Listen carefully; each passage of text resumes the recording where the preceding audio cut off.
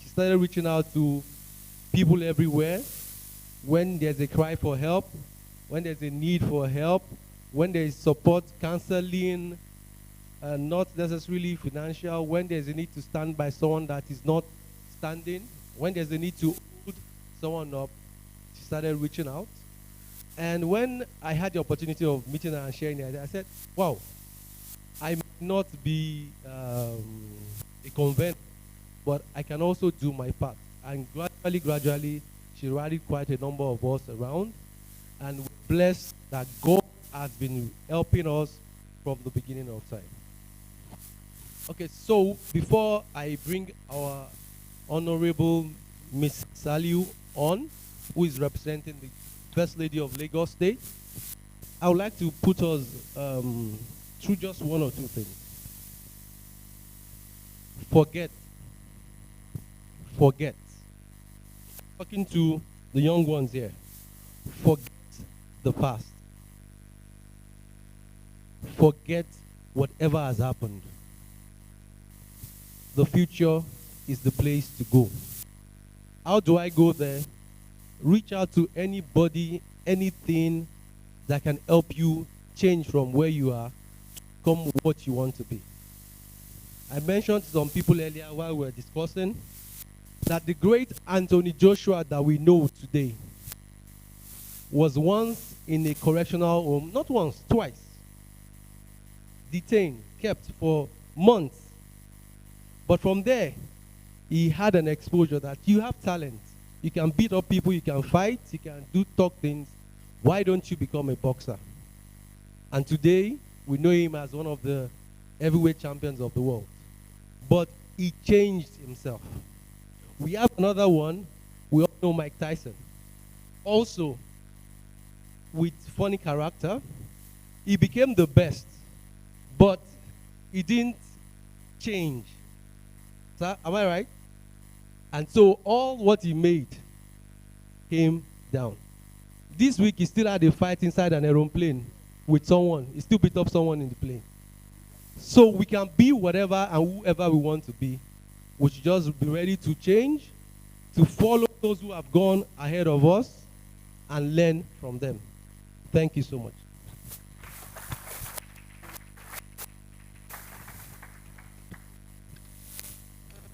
Thank you, Engineer Victor, for that brief about impact and inspire.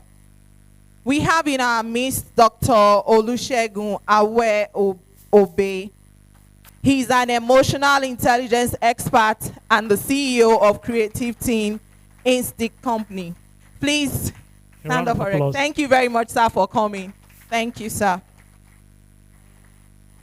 Okay, now we'll be calling on our special guest, our mommy who is representing the wife of Lagos State Governor, to come and give us her keynote address. Please welcome with me Mrs. Olajumoke Saliu. Please, a resounding applause for her, please. So Mrs. Olajumoke Saliu is not just representing our First Lady, she's eminently qualified to even represent herself. She's the wife of a former chairman of Edo LCDA in Ekpe. Thank you for honoring us, ma'am. Good morning, beautiful faces. I'm glad to be amidst you today.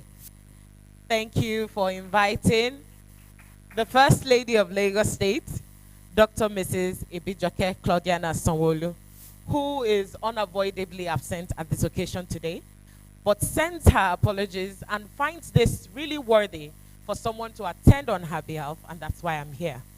Thank you so much for having me. The chairman of the event, Sir Olawale Okune. The convener, Impact and Inspire, Reverend Mrs. Wuraolami Williams.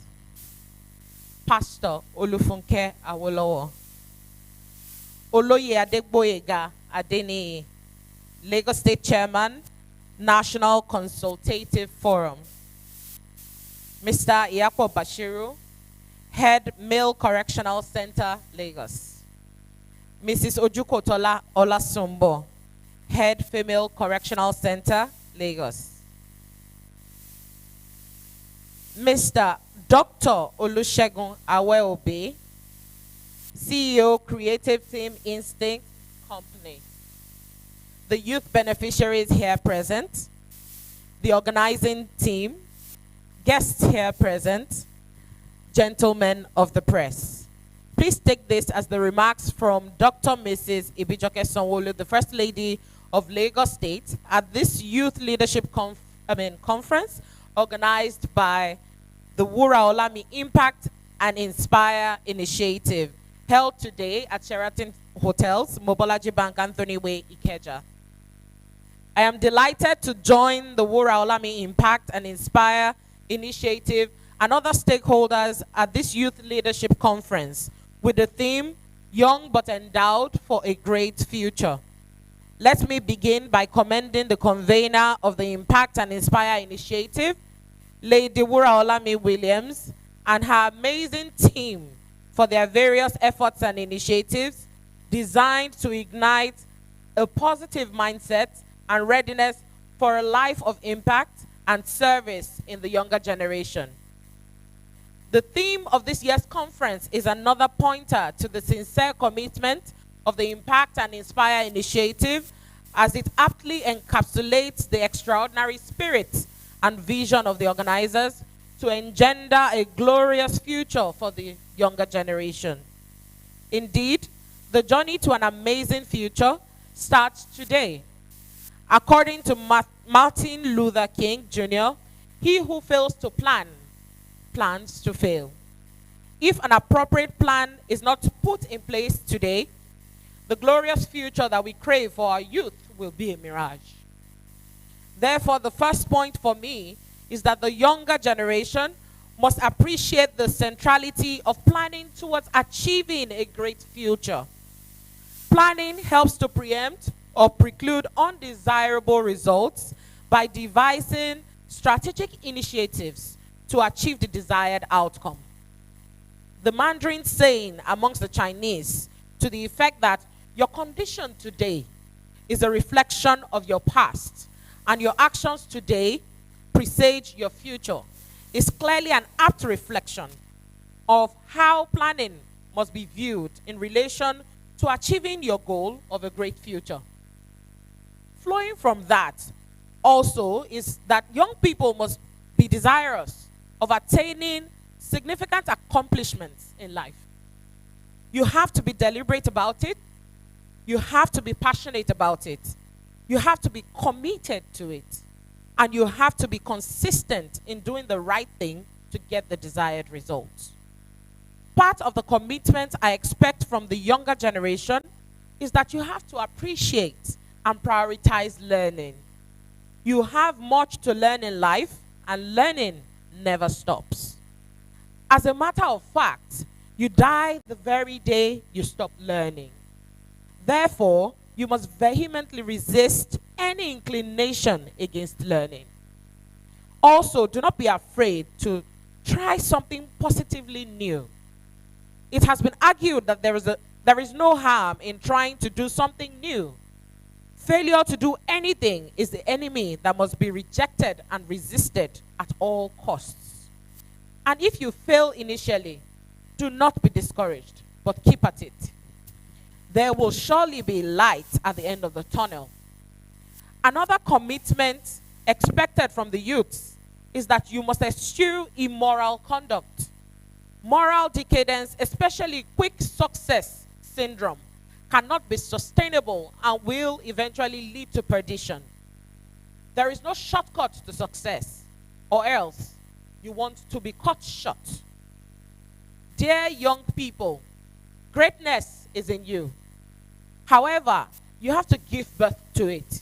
If you leave your innate greatness untapped, undeveloped, and unused, you will have yourself to blame at the end of the day. On this note, I again commend the organizers of this laudable and impactful Youth Leadership Conference and sincerely wish you the very best as you continue to walk in the best interests of the younger generation. The youths here present, please say with me, greatness is in me. I like to see the power. Greatness is in me. On a final note, I want the energy, seen, in fact, standing. Say, greatness is in me. And when does this start? It starts today. It starts now. So please take that and, make use of it as you go on and forge on in success. Thank you. God bless our youth. God bless Lagos State. And God bless Nigeria. A speech by Dr. Mrs. Ibijoke Sanwo-Olu, the First Lady of Lagos State. Thank you very much. Thank you so much, ma. We're honored to have you here. Greatness is in me. You're not saying it right. Greatness is in me. I am going to be great. No matter what it takes, I am going to be great. No matter what I face, I am going to be great. People here have gone through things. You see them dignified, but they have passed through a lot. Don't bother about what you're passing through right now. One day, so soon, not too far from here, you will be remembering today and say, they said it, so I did it. God helped me. So we're going to have Oloye Adegboyega, Chairman, National Consultative Front, Lagos State, to come and give us a goodwill message. Please, can we give him a round of applause?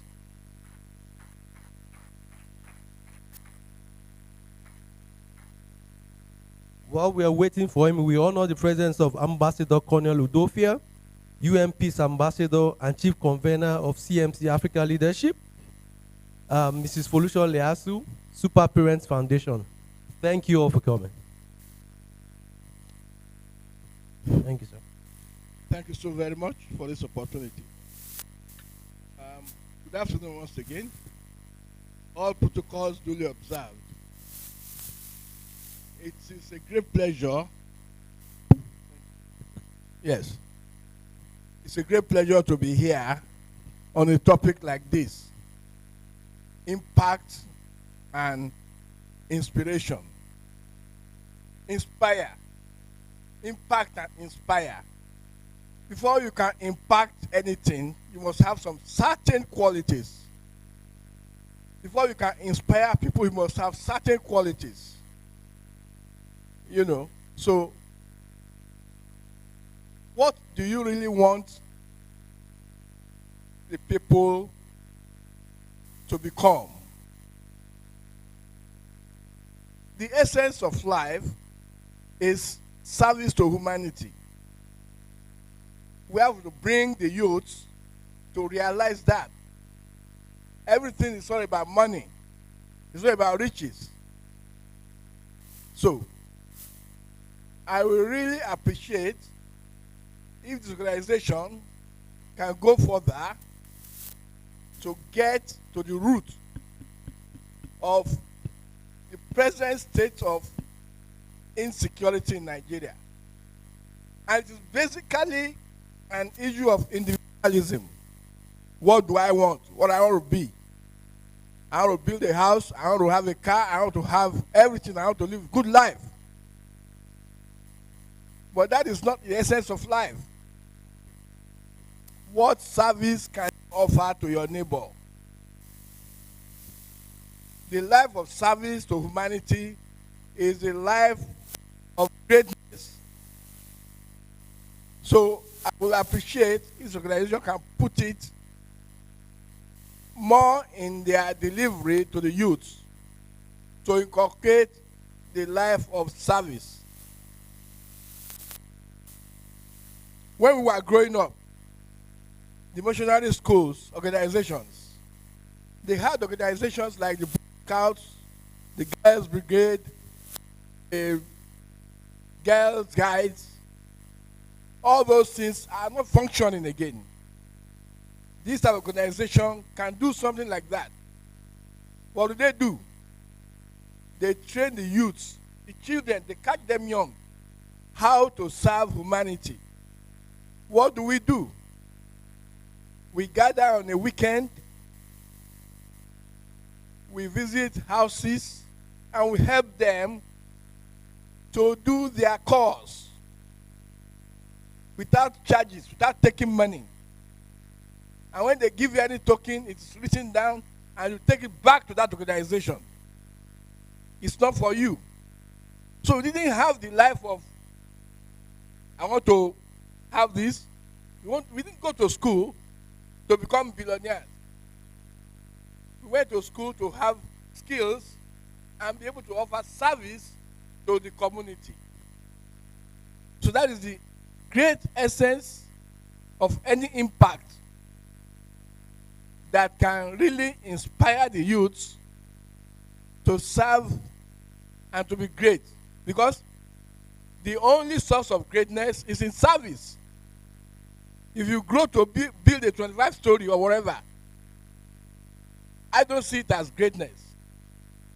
And before God, our creator, the initiator, that is not greatness. But how did you serve your community?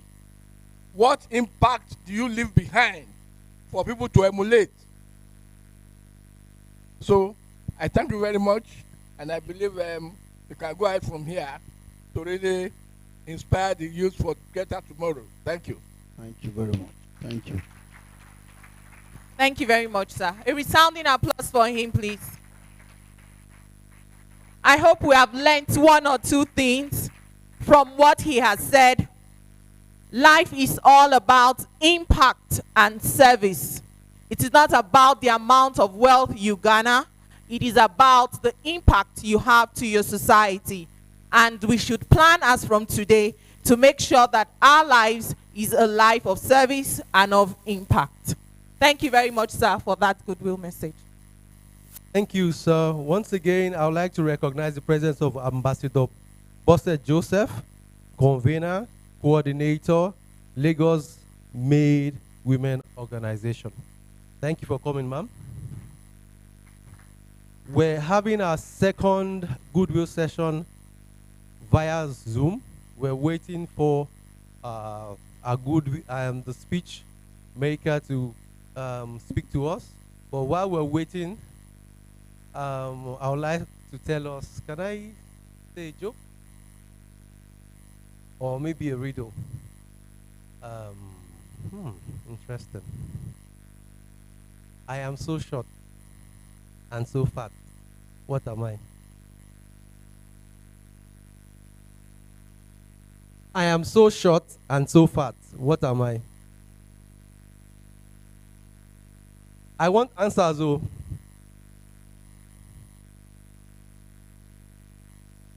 Anybody? Prize to be won? There's a prize to be won for the right answer.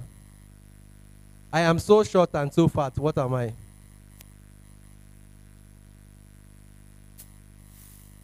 Right?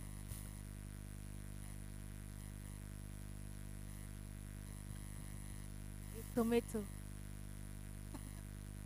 Interesting. You want to try, ma'am? You can do just a guess. Eraser. Eraser. Okay. Oh, they are the head of schools, so they should know the answer. No idea.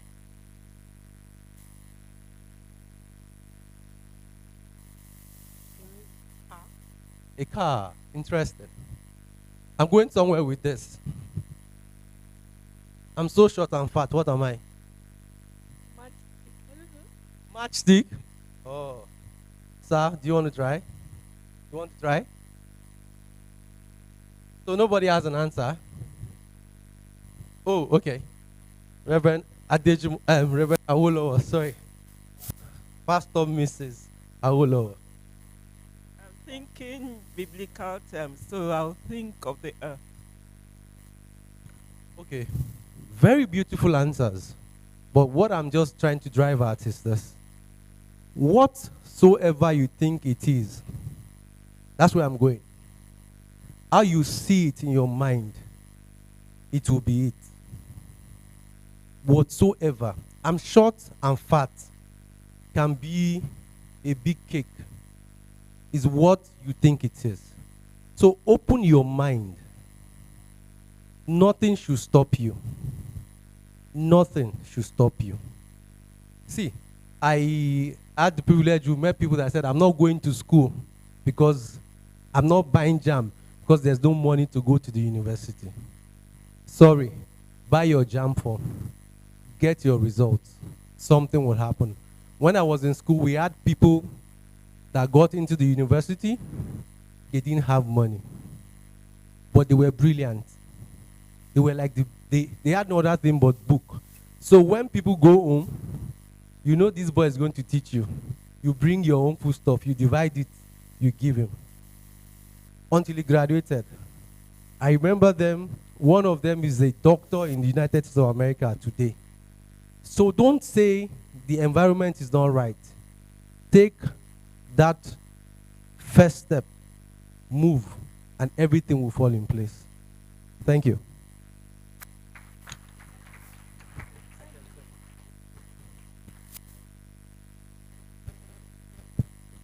Okay, thank you very much.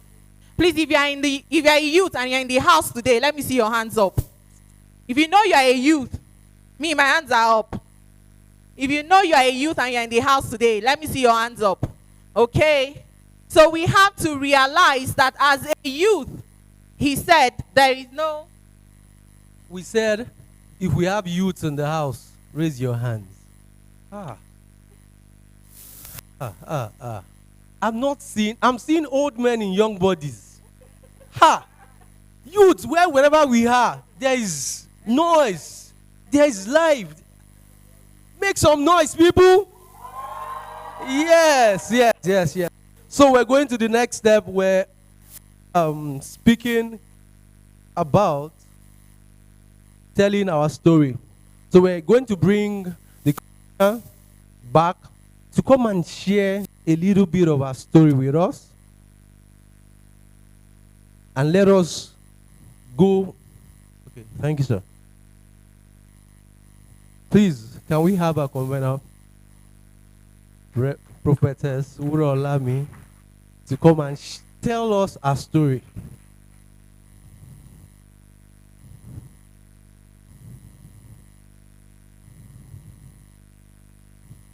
Thank you.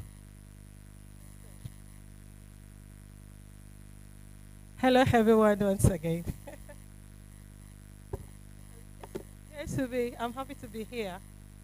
But let me warn you, my story is not a very nice story. I don't want you to feel for me because it's now a testimony. So don't feel bad for me at all. It wasn't a very nice one. Round of applause for that. And don't be shocked when I'm emotional. I'm an emotional person, so it's not a new thing. Okay, thank you. Yeah, my name is Ife Wuraola Onyola. As a matter of fact, I don't even know my surname. Let me start from there. I want to say this. I want to be the first person to come out, so to encourage you to tell your story confidently, without any form of shame or limitation. Because it's not what you went through that really matters, but the outcome of the journey, right? When I was young, let me put it that way. I don't want to shock you. I got pregnant, and I was sent out of the house. I was humiliated. I was rejected. I was abandoned. And people think maybe that's the end of my story. And for that 9 years, maybe I'm saying this for the first time, people think, even in the United Kingdom, I know people are listening to me all over the world, they believe she's such a perfect woman. So maybe people will be hearing this now, they'll be shocked. Because there's no point in us living a lied life. I've been looking for this opportunity for a very long time. Because people think she's a prophetess, she's so clean, she doesn't have any, negative story. So people are hearing it for the first time. People know me all over the world. They believe she's so perfect. So I'm sorry if I'm breaking your heart. United Kingdom, listen to this story. I've been looking for this opportunity for a very long time to tell people my story. So for that 9 months, I was outside sleeping on the floor. We call it Yalamala's house. So, and because my mother, she's a very loving mother, a caring mother, she's a pastor. And this is what religion, culture have done to us. To let us believe that when we fall, that's the end of our life, that we can't stand up again. But thank God for Jesus. So I was sent out of the house because we are about 10 of us. And most of my senior one that they got married, they're all virgin. So because I wasn't a virgin, then I bring a shame to the family. So I was sent out. I was sleeping at Yalamala's house. I was helping them. That's why amala is one of my favorite food. I love it because I normally take it in the morning, the afternoon, and in the evening. So I would have to sleep on the floor with my pregnancy. Yes, maybe you're surprised to hear that. Sorry. So I would have to sleep on the floor, no clothes, nothing. I was given just 2 years of Ankara, and I still have it till now. The child is over 20 years now. I still have the Ankara. I kept the Ankara safe. And that's why you're seeing me, I'm so passionate about youth. I never enjoyed my youth life. And I never got pregnant because I'm a wayward child. Still see me, I'm even forcing myself to talk. I'm very good, fluent, because I'm a prophetess. When I'm in my spiritual realm, I'm very good. But when it comes to talk, I don't talk. I'm a very shy person. But I'm forcing the word out of myself, right? So, not that because I'm wayward, not that because I'm a bad person. As a matter of fact, I'm a very cool, I don't even know anything. I got pregnant when I was this virgin. I was actually this virgin that time. I was this virgin and it turns to pregnancy. Not that I'm a bad person, no. And that emphasized the fact that a lot of people on the street out there, that they're going through one or two things, it's not because they're bad. They're just fortunate of such circumstances. And I was rejected, I was abandoned. I went through that 9 months with pain. With pain. No mother, no father, because my parents, they're strict. And that's not it at all. And that cost me a lot. Mentally, physically, morally. Till now, I don't associate. I'm a very quiet person. I never enjoy my youth life. I done it once, and it's a very bad thing, bad experience. As a matter of fact, I don't even want to see men around me. It got to a point like that because I believe I've done something very bad. And when the child came alive, I nearly died. No visit, no friend. That's why I want to share my love with you, my ladies. Correctional Center. I've once been through such a stigma. And, oh no. Yeah.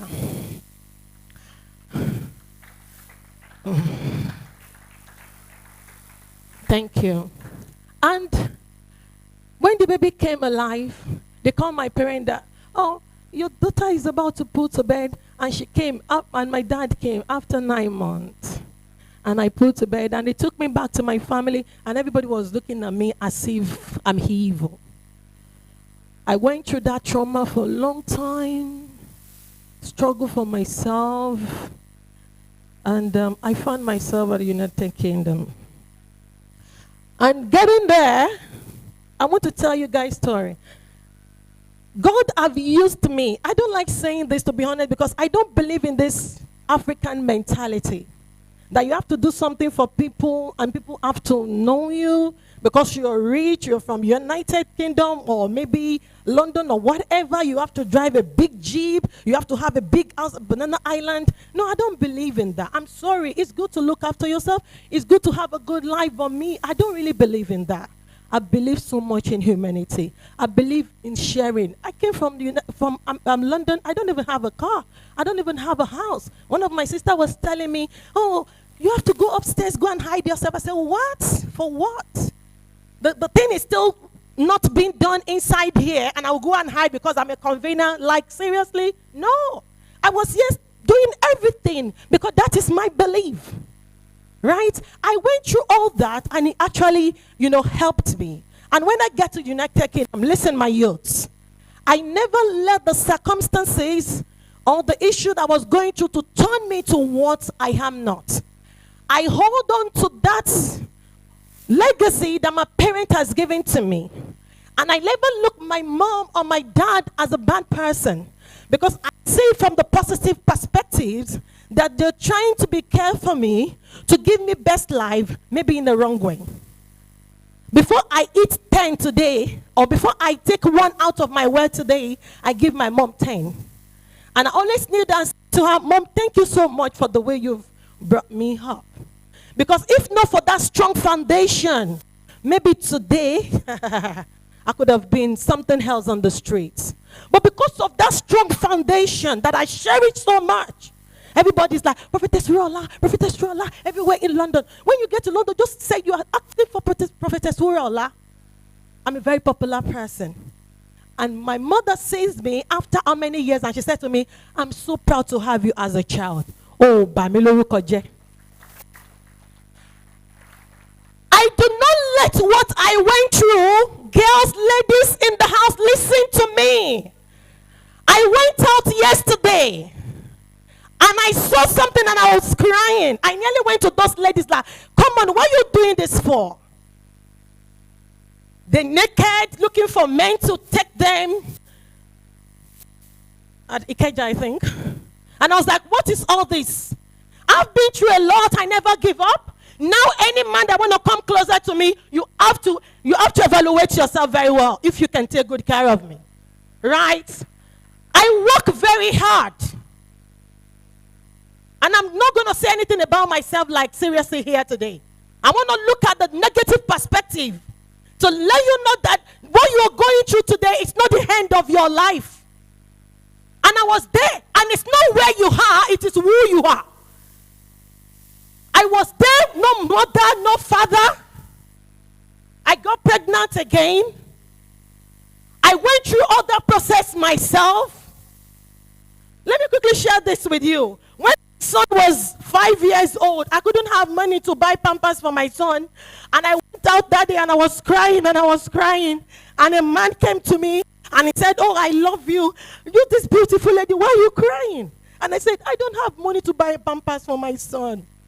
And he took me to a shop and he said, buy anything, pick anything you wanted to buy here today. And I went straight to the place and I just took one Pampers and he said, is that all? I said, yes, that's it. He said, no, buy anything. I said, no, I don't want anything from you. I need just Pampers. And I took the Pampers. The man got married to my friend. Let's assume I could have allowed the man to sleep with me then. And he got married to my friend. It's going to be a shame on me. I hold on to myself. I work very hard. And I always say to God, bless me. If you bless me, I will care for the youths. Because I have a dream. I don't know who to share my dream with. Because I was pregnant, people think that is the end of my story. And I keep on fighting. I keep on fighting. And when I start making it, I give out to people. And I look at my youth, and I want to let them know that no matter what you've been through, you can be more than Wuraola. You can be greater than Wuraola. Not all people that are rich that love to make noise. I don't have the house of my own. We've built that house for 2 people. They are here today. Last year we built that house for 2 people. We don't put it on social media. I don't believe in all that. Right? We bought cars for people. We pay more than 20 scholarship last month. Some of them are here today. People will call me on social media. Prophetess Rose, we need help. I don't know if I invited them. We will do it. When my godmother died, is there Onega's family in the house? Onega's family. Mommy, let me give you a hug.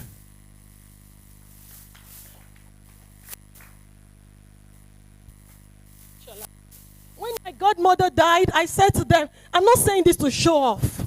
Nobody gave us anything. We buried her confidently.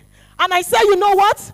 I'm going to be responsible for my godmother's vault. I don't care how much it's going to cost me because she made me who I am today.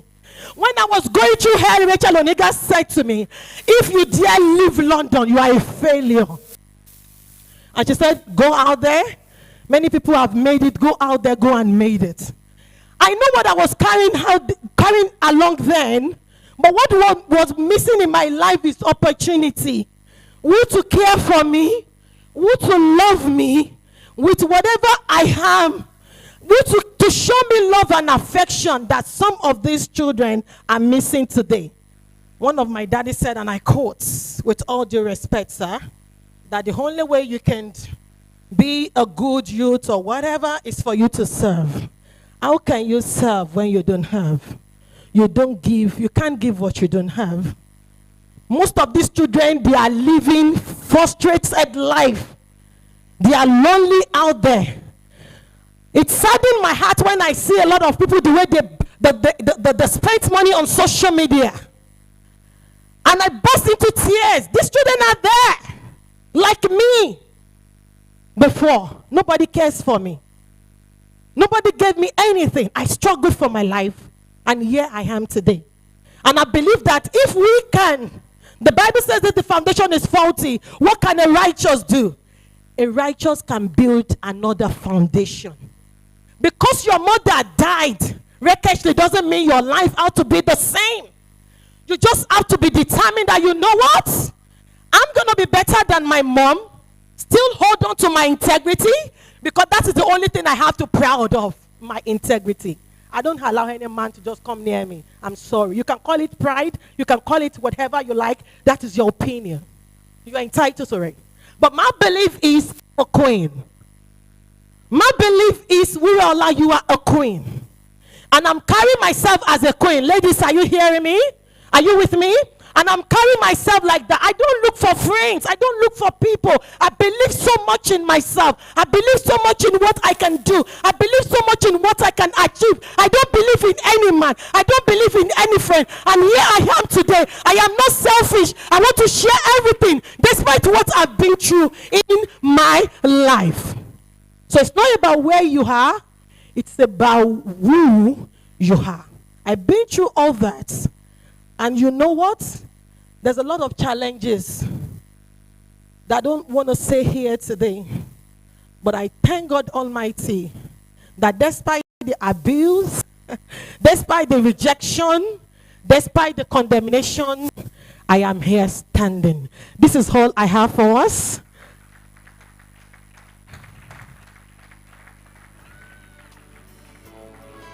And I want to say to my youth, keep on pushing.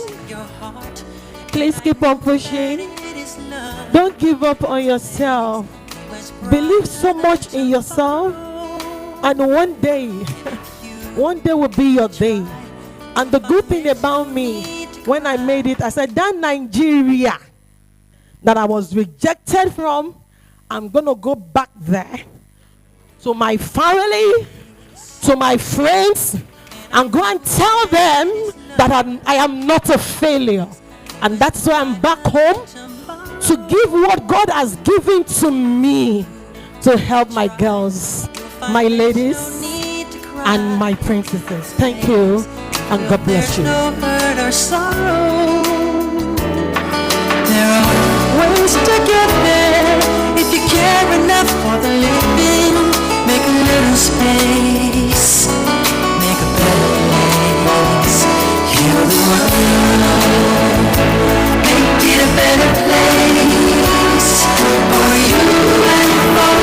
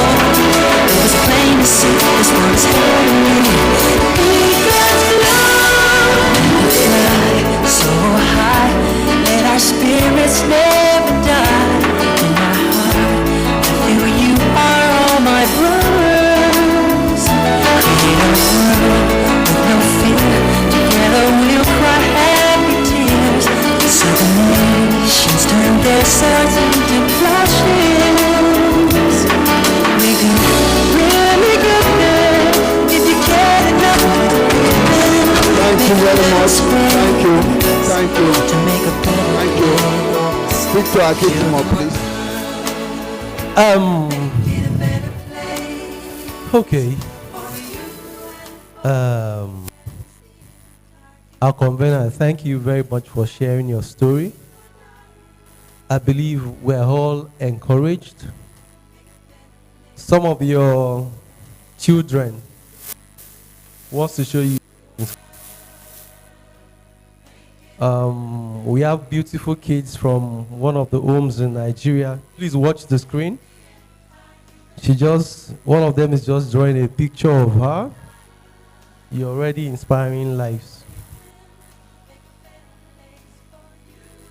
Let me show you another one.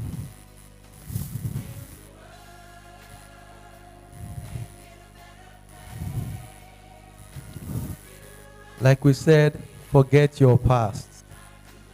The future is so bright. I would like to call the head of the ladies' correctional home to come and say or tell us your story, how Impact and Inspire and the convener has hit you. Thank you, ma'am. You will introduce yourself when you get to the stage.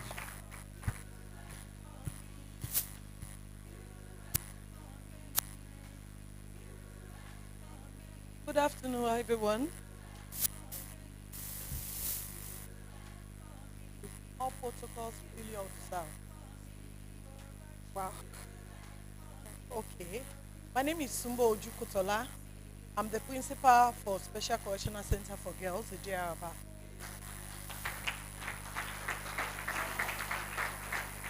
And those are my girls. Those are my beautiful girls in pink. In pink. Dressed,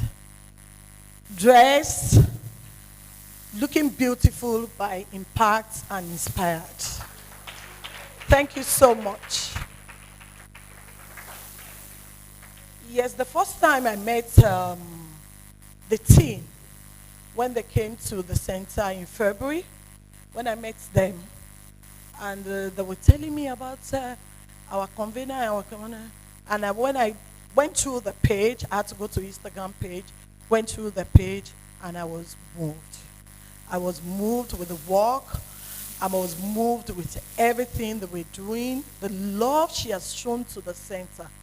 I decided that today I need to follow my girls down here just to meet her. And the girls, I just told them that, what can you do? You know? And they told me, Mommy, we want to draw her. I said, okay, let's go. One of them wants to sing for her. I just want to use this opportunity to appreciate her. I always tell my team in the home that, look, we have had enough of motivational speakers. We've had enough of churches coming to preach. I want somebody who has gone through this process. Is only somebody who has gone through the process that these girls can feel and have impact on. So I'm happy today that these girls are here and they can listen to what she has said properly. I was amazed, and I'm happy that she went through a process in her life. She's out of it, and she's able to tell a story today. The girls can listen to it properly, and I'm happy. God bless you, Ma. I'm really, really grateful. God bless you, Ma. Thank you.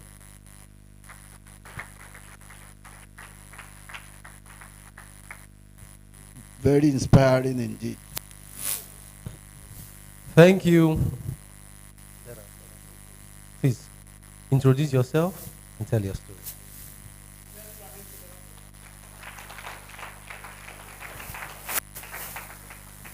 Good afternoon, everyone. My name is Shubamo Blessing Bimsola. I knew about. Okay, first of all, I really want to thank Mrs. Rala. She has wonderful. She has been so good. She's a god. Okay, it's okay. More than charge.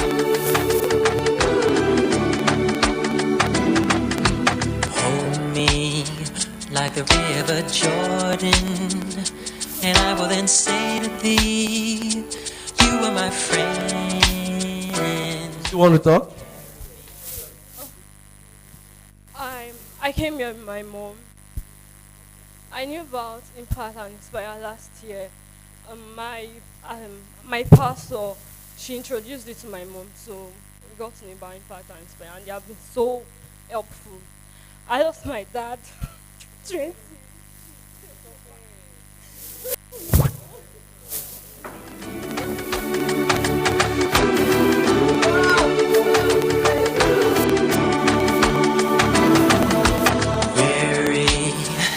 Tell me, will you hold me? When wrong, will you scold me? When lost, will you find me? But they told me a man should be See. faithful. Cry. And walk with not Cry. Cry. fight till the end. You are still going to fly. You are still going to fly.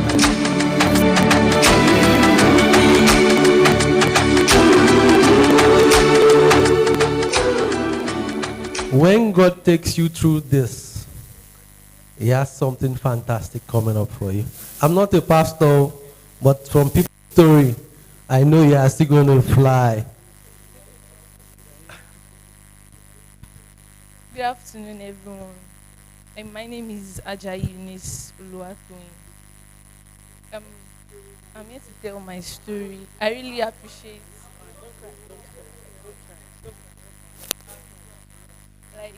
I really appreciate the Impact and Inspire group and our convener here. I'm very, very grateful, ma. God bless you, ma. I came to know about Impact and Inspire last year December. We'll be going out to help people, so I just decided to go with them, and the group is so wonderful. I'm a testifier. I don't know what to say, but I'm very grateful, ma. My parents are not okay, and my parents was like, maybe you should just go to work or anything. My dad don't even care about us. So I just decided and I'm a twin. My mom gave birth to 2 twins, and she's the only one doing everything. She's always crying, báwo mo ṣe fẹ́ ṣe, but we're always by her side. That mommy, má worry, Ọlọ́run á ṣe, Ọlọ́run tó ti ń ṣe á máa ṣe lọ. She was like, don't take jam, ẹ̀yin ọmọdé. The both of us said no, we'll be taking this jam, and God has been there for us. They really helped us. The Impact and Inspire group, they are wonderful. God bless everyone here. God bless you, ma. God bless you, ma. I'm grateful, ma.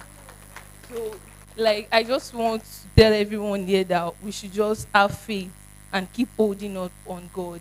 And with the little we have, we should always give. Even when I was in school, I don't have where to stay, and I saw people to keep me and tell me, stay here, do this. Even with the little I have, I still used to take care of my friends and tell them everything will be fine. So to people out there, I'm trying to tell us that we should always help. Even when there is nothing, we should always help. And God bless everyone. God bless you, ma. She's now in 200 level now. Yes, so she's one of our beneficiaries that will give scholarship to go to university. So if to study, what you study? Secretariat Administration at Taisholari College of Education.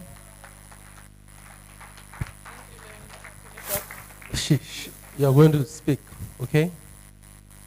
She said something that she's also helping people from the little she has.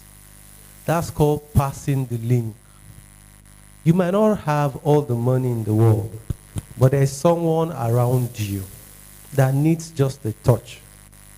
A 200 naira here, a pack of food, your gate man, somebody there.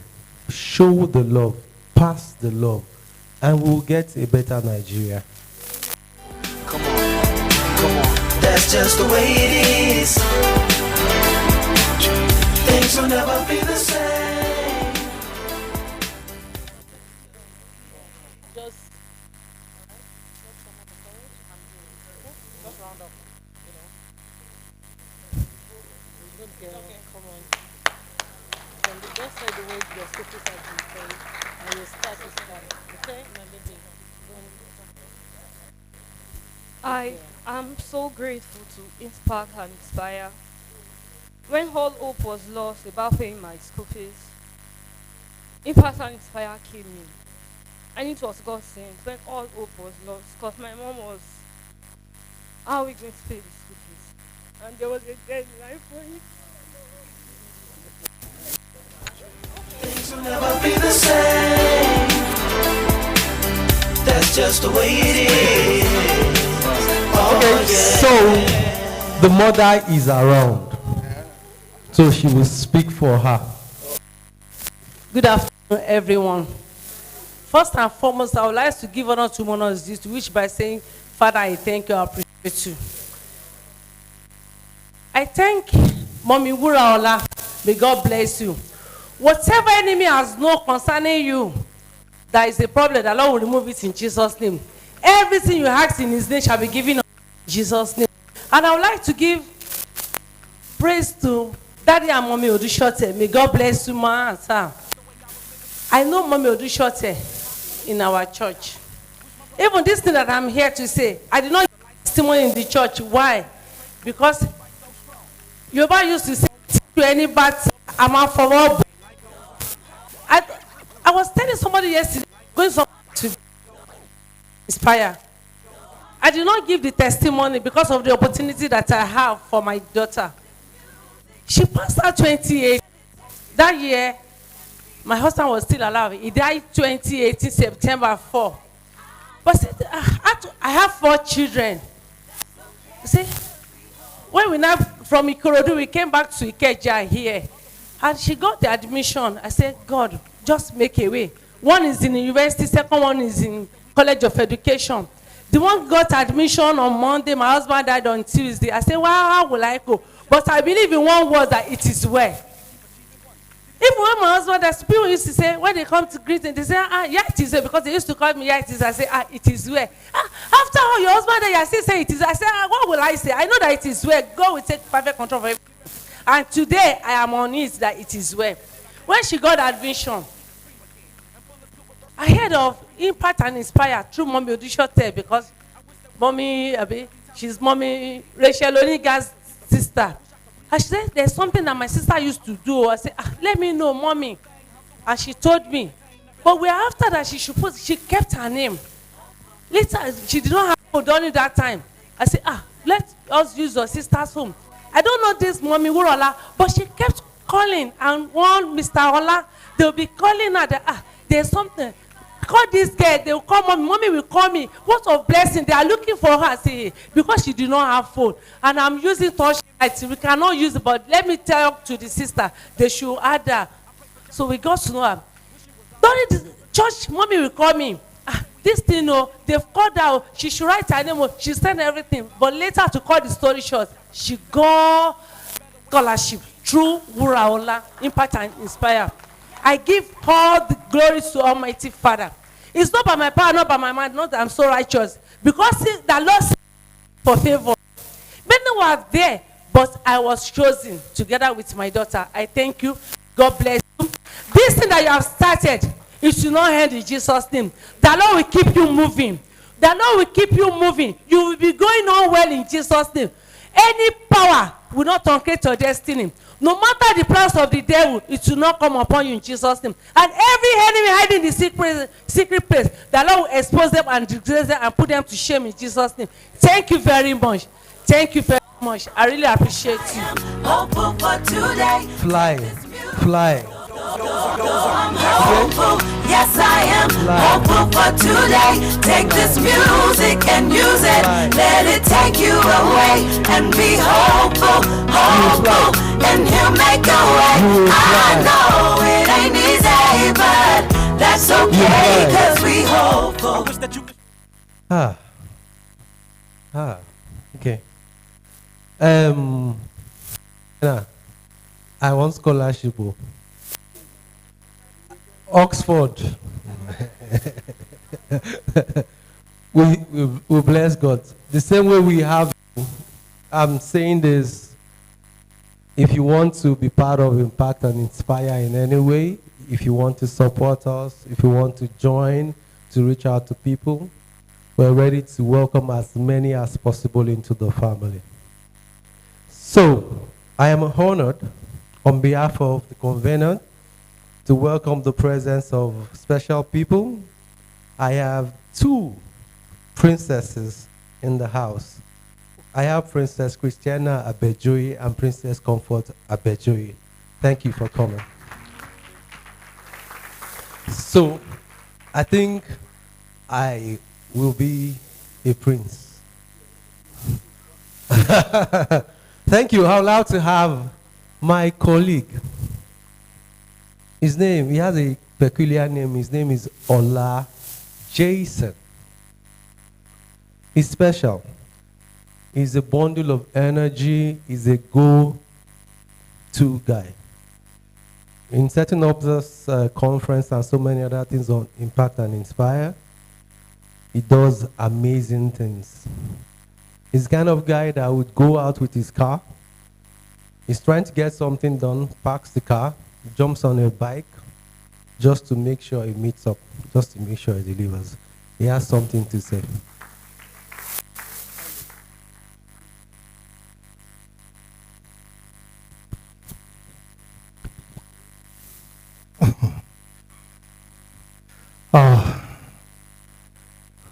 Good afternoon, everybody. Good afternoon. First of all, before I go into a brief of my life, I would like you to give a round of applause to Mrs. Wura Olami Williams. See, I tell you something, that lady you're seeing there, she's not a woman, she's a woman in a man structure. See, when we talk about giving,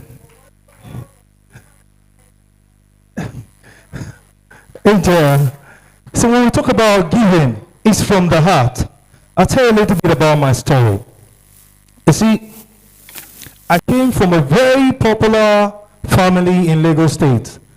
Let me give you my full name. My name is Olamilekun Akanbi Ojora from Lagos State. That's my name. You know, that's my name. Yeah, you can call me Prince. Yeah. But I'll tell you what.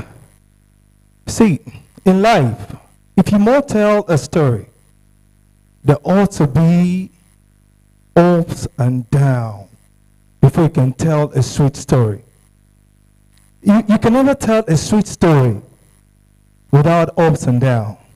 Look at when she gave testimony, a life journey, biography. You see all the orders she's gone through. Without all those things, you can't tell a story. I tell you, I'm actually wasn't myself, but I'm trying to summon courage to be myself. So I'm married to a white lady. Presently, they're stuck in Russia. But you know one thing, where they have wars and all of those things and all of that. But I'm getting, informations about them. It's not making me feel very happy. But then I have a service to humanity that I cannot do without. Even if I'm sleeping, if it comes to service to humanity, I'm always there. But I'm trying as much as possible just to put myself together and all of that. I almost don't want it to even to see, this is not my original dress. I came with my suit just to look good in front of you, but I abandoned them because I'm not feeling too well. You understand me? But I'll tell you, most especially to the kids, the young kids, I want to tell you something. I was born into a family. My dad is, Ganiu Akanbi Ojora, originated from Isaliko. If any of you know about Isaliko very well, at Ojurowo, very at the back of Oba Palace, that's where my dad's house is. I lost my dad in 2005. Me too, I'm a widow in a way. I lost. It's something that brings tears out of me any little time that I'm alone myself in my own corner. Do you understand it? I got admission. There was no money to take care of that. So I was in the school, but my mom, she's taking care of about 5 children. I'm the eldest. Then I told her, I said, you know what? I can always take care of myself. It got back to an extent that I started with conductor and all of those. And I was doing it. I never, mind whatever anybody wanted to say. I'm okay, and all of that stuff, So I traveled out of Nigeria. I went to India. As if the story was not going to be a big change. There was nothing like that. You understand me? But to God be the glory. I kept pushing on. Today, I became a Bollywood actor. Well-known Bollywood actor. You might not really know me, but a well-known Bollywood actor. I came back to Nigeria too. A movie producer and all of that stuff. So, I will say that, see, there is nothing in life that you can go through without a thick and thin. Because your story is what will make you who you will ever become. Your story it's just your story. If you cannot go through all those things, you have nowhere you can tell your story to, that people can clap for you or feel emotional about your story, and you can encourage people about what you have been through and all of those stuff. This is part of our life, but I will say Impact and Inspire, when I came into Impact and Inspire, it has really taught me on how to be more human too. When I see her giving, I can imagine the kind of what is inside of her to even initiate such thing. We have a lot of people here, they have scholarship that we have not even called. And we still have other people in queue. There are other people even still trying to seek. But this woman would just be there, giving it out without hesitation. Before she got back to Nigeria, something happened. I was like, and she's still here. Something that can make her to actually say, okay, I don't want to come to Nigeria. You guys just go ahead with this thing. But she kept on. I have never seen such kind of courage before. I have never. So why wouldn't me as a man carry on? If she can carry on like this, whatever the challenge is, whatever anything is, why would I carry on? Look at her. So I want you to put your hands together for her again. She's a wonderful woman. But we're here. You kids, we're here to be there for you. Thank you so much, and God bless you. I appreciate it. Thank you. Thank you. Please put your hands together for Mr. Ola Jason. I thought you wanted to give me this. That was very inspiring. Please put your hands together for everyone that shared their story. From Blessing to Eunice to Ola Jason. And of course, you can make that applause bigger and better for Impact and Inspire Initiative. All right, without much ado, taking us further, let's invite Pastor Funke Awolowo as she talks about the power of sharing and sacrifice. Please put your hands together for Pastor Funke as she comes forward. That applause can be bigger, please. Can we please welcome her? The power of sharing and the power of sacrifice. Thank you very much. I'd like to observe the protocol, and I was just going to sing a song for her, Ms. Williams, and it goes to the Yoruba song. I know it's recorded, she can appreciate it later. It goes like this: Èmi ò mọ̀ pé àgbélébù lè wá dijó. Èmi ò mọ̀ pé àgbélébù lè wá dohun ayọ̀. Àgbélébù tí mo gbé pẹ̀lú pain. Ìgbà tó di ibìkan ó wá padà wá dijó. You know, the cross you are carrying. I don't know how many of us go through certain challenges, but it can turn into a testimony. And that's what happened with Jesus.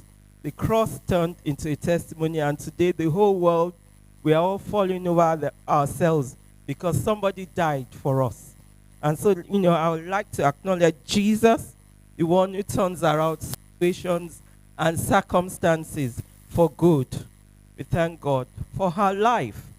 In Jesus' name. They said I should talk about sharing and giving. And what we are seeing today, the impact and inspire, came because somebody chose to share of their own resources.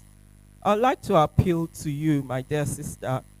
We need to talk to the Lagos government. This should not be a private thing. I think it's something that the government should do.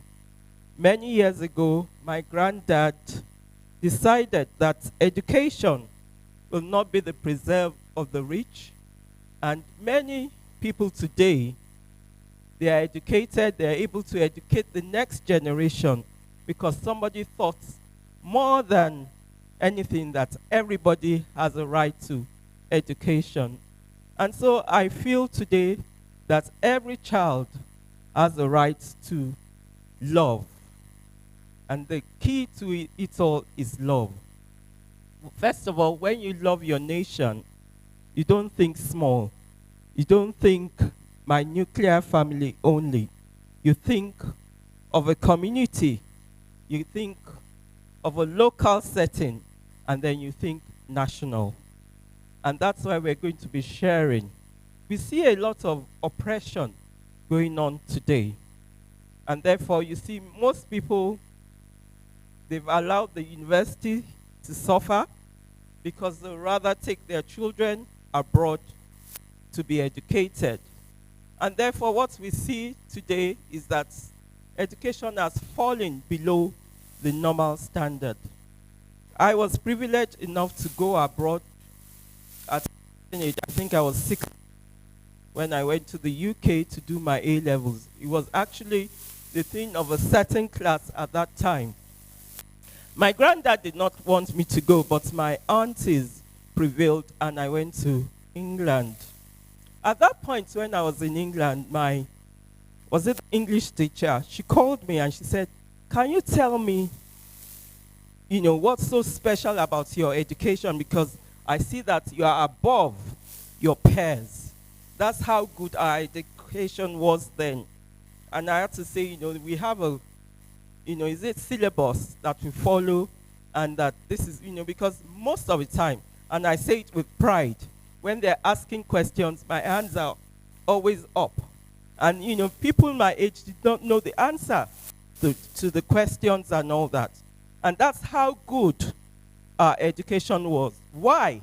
Because the missionaries then took up, I went to Methodist Girls High School, I went to St. Louis, I went to Mary Hill. All these were church-owned schools. And they had something in mind, sure that everybody had an equilibrium, so that everybody had the same education at a very good quality, the same standard, and we were outstanding. Over the years, this has dwindled, because at some point I also went to University of Lagos, even though I finished my university abroad, and all that. But even at the Unilag, all you had to do when they transfer you into maybe to England was just send your transcripts. You can't do that now.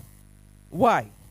Because today, most of the people will rather have people sit their exams for them. The quality is so bad.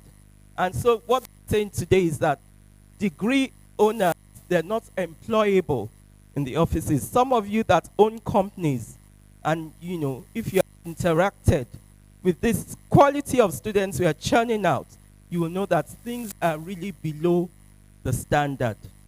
And today I want to appeal to the rich. Whoever you are, from a certain class, we need to look back, because you see, as they say, it's a Yoruba proverb, they said, "Ọ̀run máa wó, kò ń ṣe ọ̀rọ̀ ẹnìkan." That means if the education is bad, our children will not be able to interact, because what we are seeing today, call it herdsmen, call it kidnapping, call it ritualism, call it Yahoo. is because the children, they have to excel. They're looking around, they're seeing their peers, and they're doing it any which way. And because the society is so self-centered, we're not thinking of the future. We're thinking of just our children. But you see, we cannot isolate our children in the society. And therefore, this is a call to sensitivity in our societies today. Yes, it's all right. A lot of us, we were exposed to Oxford, to Cambridge, to the Kent universities, to Harvard.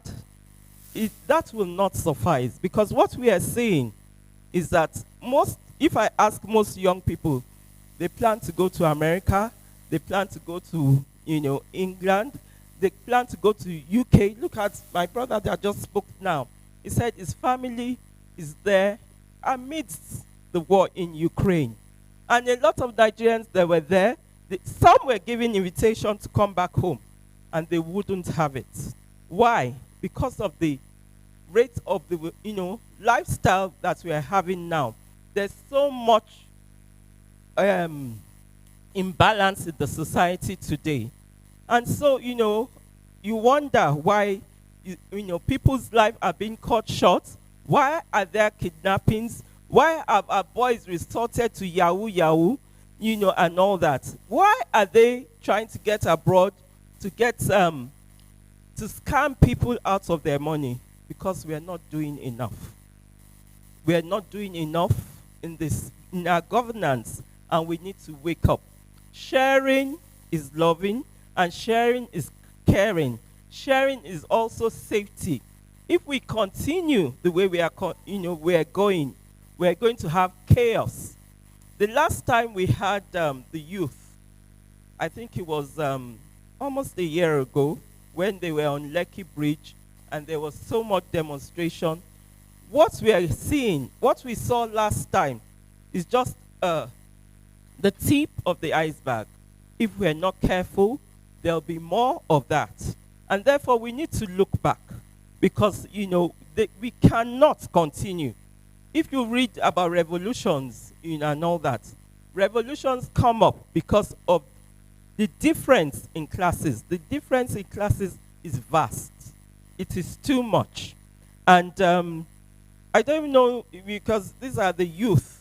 I don't know why we're talking to them. We should be talking to the people from the upper classes, and all that, to wake up and be sensitive and to begin to care for Nigeria. Somebody was talking here, and I have to touch on it. She was talking about how she had to share her own, school, whatever she had, with other people. And I'm going to appeal to us, maybe that's why it's relevant at this point. You are making it in school. You are brainy. You are getting on so much, doing well. Try and look at the other person. I'll tell you a story. Many years ago in Ibadan, I was growing up, and I think at some point I knew I'll be going to England, because I was really facing my book work and all that. But I saw that my brother was slightly weaker, and I saw that all he wanted to do was play, play, play. What did I do? Don't get onto unhealthy competition.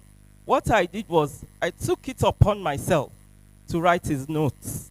I took it, to make sure and all that. So you see, sometimes when you see people who are dysfunctional, people who rather go for their aristos, call them, invite them to church, reach out, because you see, making it is not, sometimes it's good to make it on your own. Yes, we should be self-driven, but also at sometimes you must reach out to the next person.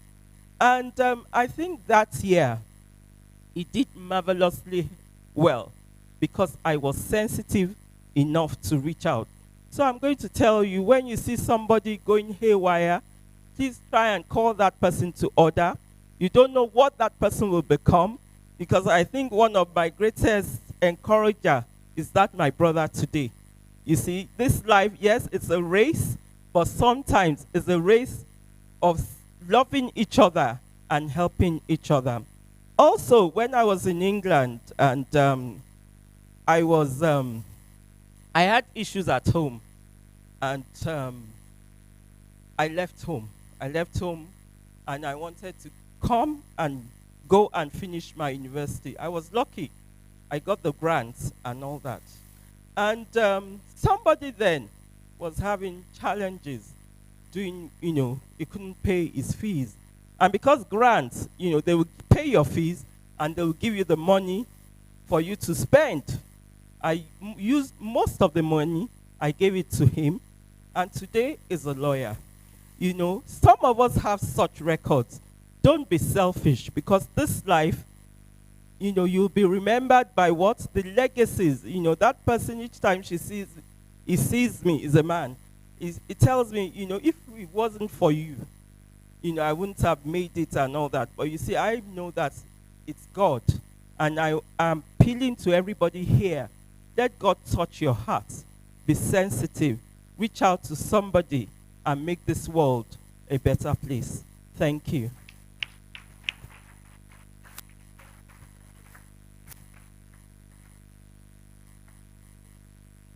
Thank you very much. Please, one more time, put your hands together for our mommy.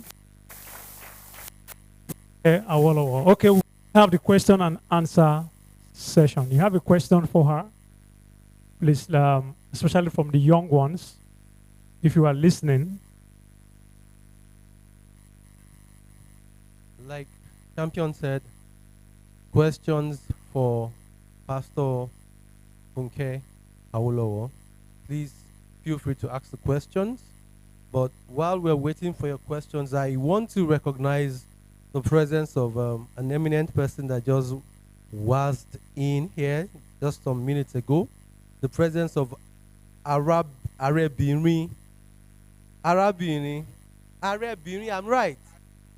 Arebinri, President of Women. Honorable Princess. God, I have to come back. Folashade Olabanji Oba, National Deputy Chairman, Association of Local Government, Vice Chairman of Nigeria, and Executive Vice Chairperson, Ikorodu Local Government.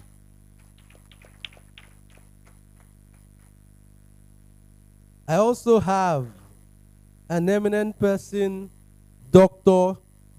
Doyin Shomola. He also came in shortly.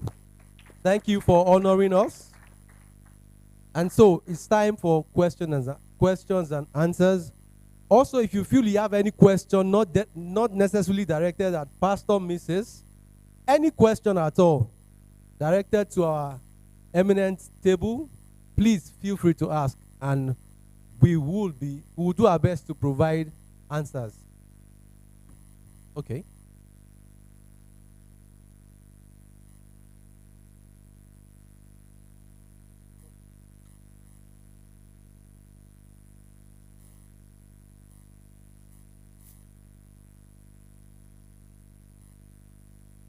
Good afternoon. I've been asked to introduce myself again. My name is Ambassador Bosse Joseph, the convener of the Lagos Made Women Organization, Women in Governance and the Value Added. My question to my sister, Pastor Funke Awolowo, well, I may not have the opportunity to come to the mic again, so let me first of all please request that can we please again give a standing ovation to my sister, Prophetess Williams, Wuraola Williams, please. Can we please? Thank you very much. Thank you. Thank you. Thank you very much. Mawa Delade, I will sing because I'm a politician. Obìnrin ti ṣeun rere o, obìnrin ti ṣeun rere.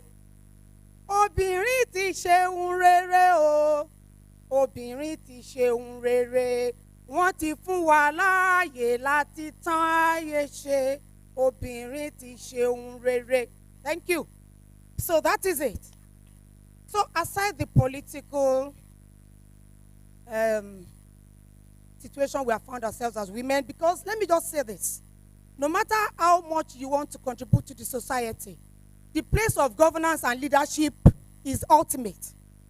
which is what we stand to do as an organization, to invite as many women as we can to the position of leadership.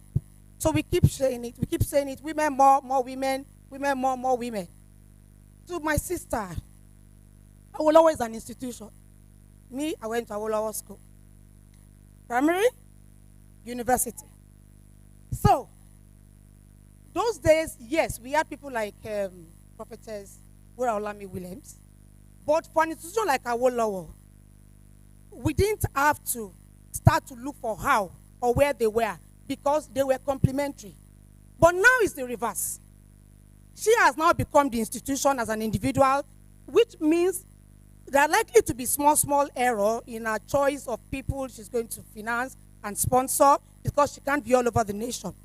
So, a name like Awolowo, added to what she's doing as a gender, as a woman, you know what I'm trying to drive at is that we need to go back to the drawing board. I don't want this to end here. Because when we say women should come to the position of leadership and politics, the first thing that comes to their mind is my children. My children. My children. I told them, I said I want to talk from the angle of political thuggery. These young ladies here are fallout of our absence. But we need to go to the position of leadership to make our lives better as women and children in society. So I implore you, I appeal to you. My sister, I recognize your presence representing our mother, the First Lady of Lagos State, my sister, Mrs. Saliu. I must not forget your name. If not, Minilole Adeni, because I'm from Ekpe, Heredo. I recognize you. We need to please synergize with people like Prophetess Wuraolami Williams, because I know the thing we do with seminars is we talk and then we all go. I want you to please, under the Awolowo umbrella, your legacy is still living beyond you know. We want you to please today give it to this gathering that the Awolowo Foundation is going to adopt what she is doing, and then you're going to put her on a larger platform so that the relevant people that should come to the knowledge of what she's doing comes to that knowledge. Thank you very much. Love you all. Bless you.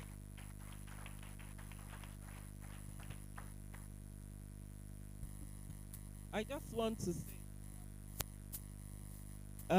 if we know the history of the United Kingdom, what we have looking after individuals from the cradle to the grave actually came from the Labour Party.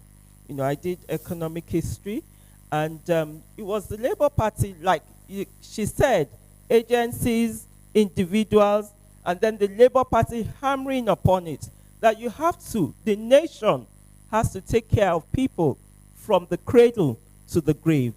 And I remember that I actually buried my mother in the UK, and even my grandmother, her mother. And I must tell you, I didn't spend a penny of my own. That is how fantastic that system is, you know, because they lived in the system and all that. And that is what, you know, with all due respect, that's what we are driving out. And I know we are driving at that even when we work with God, Sanwo-Olu, this will be something that will be possible. I was listening to one of the campaign promises, and they're going back to the point of free education. By the way, I'm a single mother. I had to bring up my children, my 2 sons, and I'm still doing it on my own because, you know, that's the situation I met myself. So these things are doable, but we need to drive the spirit of self-worth, the spirit of self-esteem into our women, because, you know, there's what they call the erotic generation, where people sell their bodies at all levels just to attain wealth and position. And this is what she's trying to stop. She's showing us that it's possible, and it's possible in Nigeria, because my sons went to school here and I paid for it. I didn't sleep with anybody to pay for their school fees. So it's doable. God help us all.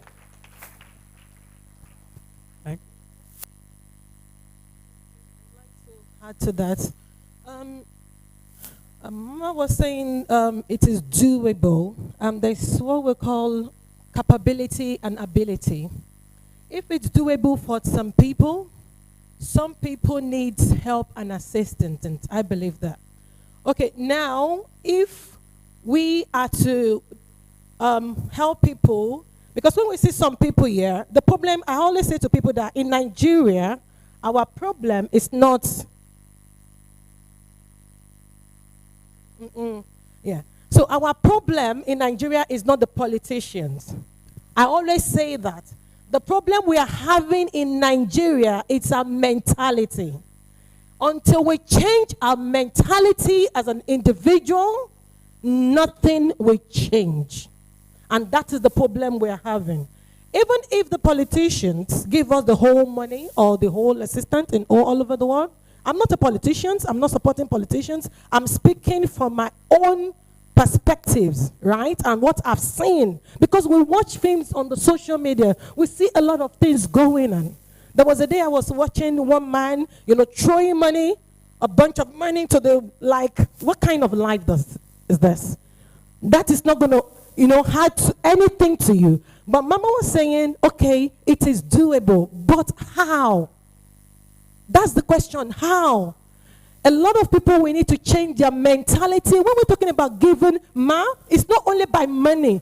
Even if you give some people money, they don't have the orientation of business, the understanding of how they can go out there to multiply what they've been given. That giving could be useless. That is what is special about Impact and Inspire. I'm not looking things from the perspective of giving only. We're looking from the perspective of education. How to educate these children, how to let them know they can come out of their hidden shell in order to be confident, regardless what they might went through, of being true, to keep on going in the journey of life. But one thing that I've observed is that most of our leaders, some of our leaders are selfish and not selfless. And what we need to do, that I am observing, that is, I'm talking from a pain, what I'm saying now, because we can be talking about London. A lot of things is going out there, in London. People are suffering. People are crying. We've been treated like a slave, where we have a lot here. Now the children that they are here now, what do we want to do for them? How do they want to understand that they can achieve this in a way of educating them and let them know that there is a hope for them? How? It's what I want us to look from that perspective. Thank you. Yeah, thank you. Brilliant session. I'm taking over the session now to call on, because we are learning, and I see that we have limited time to spend on that subject because we have other speakers, but I will give time to Pastor Funke Awolowo to respond to that. Thank you. Thank you. She's right. We see a lot of selfish people around. But I must tell you, Nigerians also, we have kind Nigerians. How do I know? The COVID experience exposed our ability to reach out to each other. There's some, even churches, a long time, for some time, churches were criticized, but they had to, because I'm a pastor. In our church, we had to give out palliatives because people were running to the churches and all that. She said, how? Through propaganda. What is happening today, we are going to tell each and everybody here has a responsibility to share it. We are going to share it on our media platforms. We are going to tell people. We are going to talk more. A lot of people are not doing anything because they are overwhelmed. They don't know where to start from. But when you see that individuals are getting involved, then we can then spread the joy, because this is joyful what is happening here. I have a son going through a lot. If I knew there were things like correctional facility in Nigeria, I would have involved him. So you see, ignorance sometimes is not bliss. Ignorance is foolishness. And thank God for this program. Now we know that there are agencies doing certain things, and all that. So how, first of all, is propaganda. Second, have the fear of God and the love. Jesus said something. He said you must love God with all your heart and your neighbor as yourself. We have to push that. We have to talk, because I know something about Nigerians. Once they are exposed to certain things, they will not, abandon it. So let's not judge and close up. Let's begin to speak it. Let's begin to even display it. Everyone here I know has somebody that they are giving something to, and all that. I'm here because Brother Wale chose to say, Funke, go out there and start speaking, and all that. So there's so many ways of giving, and we're starting, like APC said, it starts with you. We are starting with everyone here, and we'll reach out. And like I said, it's doable. Nothing is impossible with the God that we serve. What God cannot do simply does not exist. Thank you. Thank you very much. Thank you very much. MC, you have something to say because this is a session that we need to undo properly.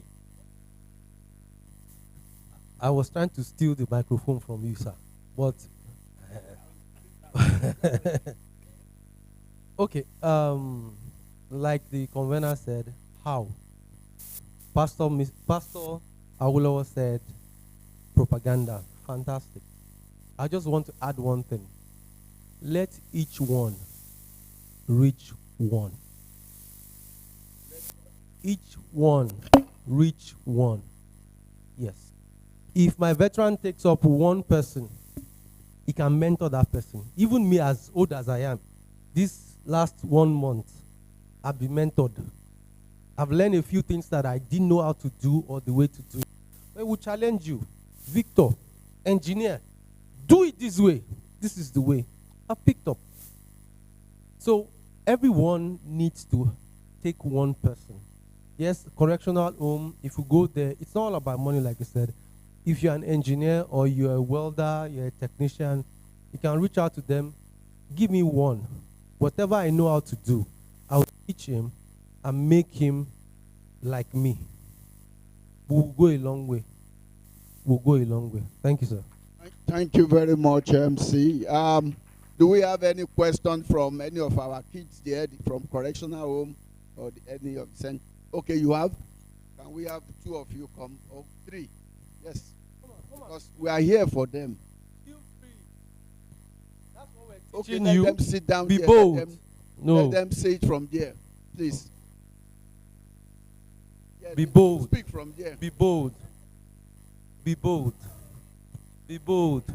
You will stand before, not before men, before kings and princesses and queens. You will stand before great men. This is the beginning. Good afternoon, ma. Good afternoon, sir. My question is that mostly in this century, mostly our youth outside there, they don't value education.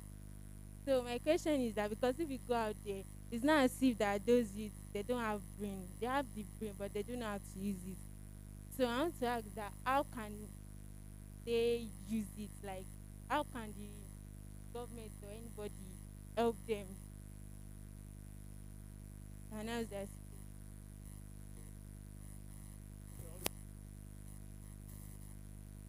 Your name first. My name is Akombida Asimi. My name is Akombida Asimi. Right. My question is that parents, why is it that mother and father, whenever they have problem, or whenever the children is having problem, the father is always saying that it's the mother's fault. It's the mother's fault. And again, why is there discrimination among women? Why don't they take women up? Why don't they say women should be our president? Why don't they allow women to rule our country? Thank you. Thank you very much. Good day, sir. Good day, ma. The personality standing before is Anusa Shatomo. My question, ma. Good day, sir. Good day, ma. My name is Anusa Shatomo. My question is, you told us to forget our past, but what about wherever we remember what happened to us?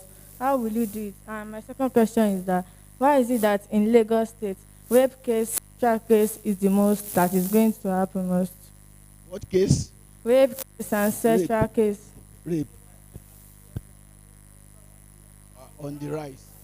Thank you very much. We have listened to them. Maybe we between, yes, there will be, but between the First Lady and Rebini, we'll deal with the first question at some point, and the second question has to do with Forgetting the past. yes, forgetting the past. Oh, parenting. Pardon? Parenting. Parenting. Why do fathers blame fathers- women? I think that Arebini can do that later. Then the third is sexual. Forgetting the past and sexual increase. Okay, that will also be handled by the convener. So this is the close of this session, but we will come back to it because we have a lot of time to deal with this. We would like to take the second session, and the person to lead or facilitate this is no other person than our own Dr. Shegun Awe Obe. Is an expert on emotional intelligence.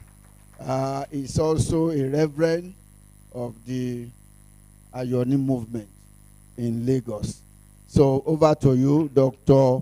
Olusegun Awe Obe. Thank you very much. The convener,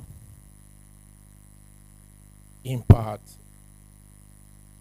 and Inspire Initiative, Her Excellency, the First Lady of the Center of Excellence State, will be represented here, and also the MC, the Spear MC, because it's not the regular MC. The Spear MC, I don't know, he's not listening to me. He doesn't know that it's the Spear MC, but we on this side we know him to be a Spear MC. That's why he's not even listening to me. Anyway, in his bid to recognize one of the personalities on the high table, the Arebini, he struggled to recognize the Arebini. And he didn't hide his ignorance in the sense that he said he was going to Google it. But she is a personality that you don't need to Google before you know. She's a politician of note, selfless one for that matter. Really. Please, let's appreciate her.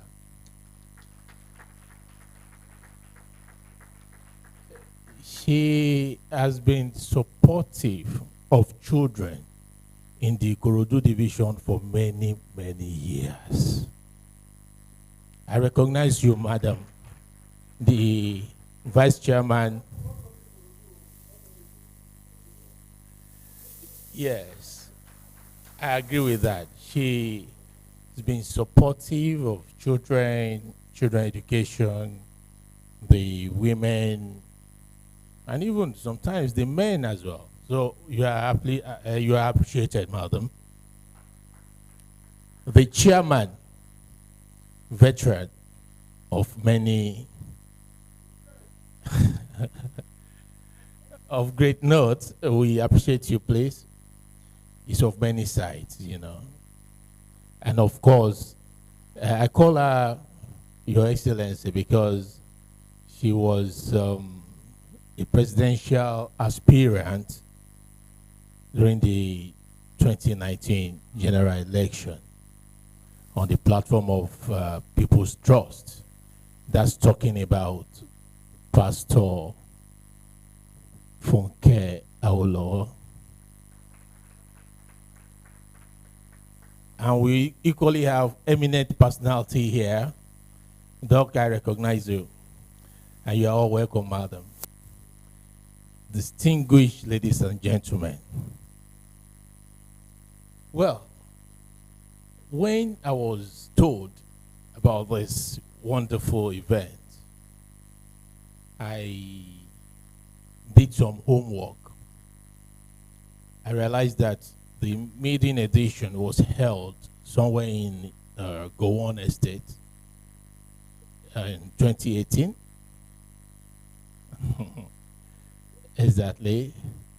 And I went through some records also, and I saw one presentation someone made in one of the events. The person in a lifetime was very, very close to us, to a particular movement, the Third Force movement. When I saw that, I had to download it because I began emotional. I was doing all this about 1 a.m., you know. And she said something. She said, don't be sorry for me. You don't need to be sorry for me. In that clip, I downloaded it. I was moved to cry because this was another woman of note, substance, a warrior. I'm talking about none other person than late Chief Mrs. Rachel Oniga.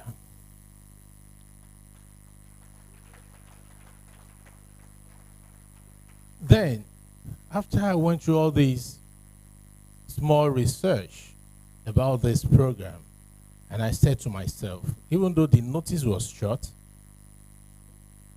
that I will be here. Because any human being that believes in a better tomorrow must give his time to support those that will make up that tomorrow, which is the children. In that light, I'll quickly delve into the topic I'm to speak to, dealing with mental health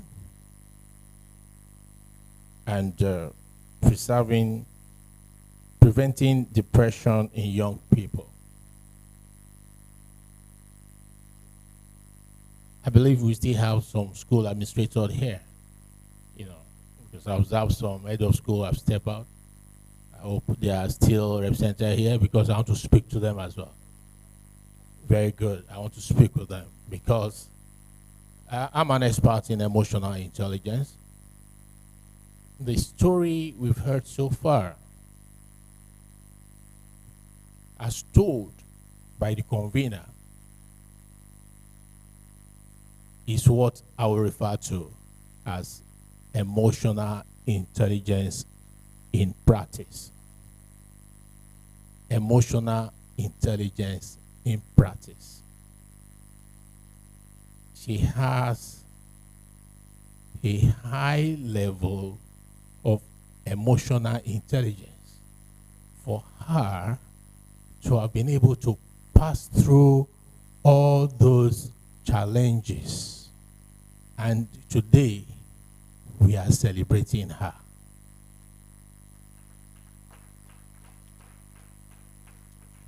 Thank you. Today, we are celebrating her. So now, the children, the students, please, I want your attention and I want you to take note. I want you to get your biro and paper ready because this is a very critical point in this particular summit. Okay, I'm going to ask you questions, right? And I'm going to set exam for you, a short test before the end of this program today. Can we have the convener back here?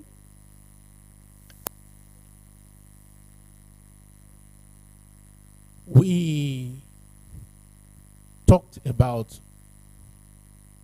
children or students making good in life. But most of our efforts, the teachers' efforts, the parents' efforts, is targeted at intelligent quotient, IQ. You find parents struggles to send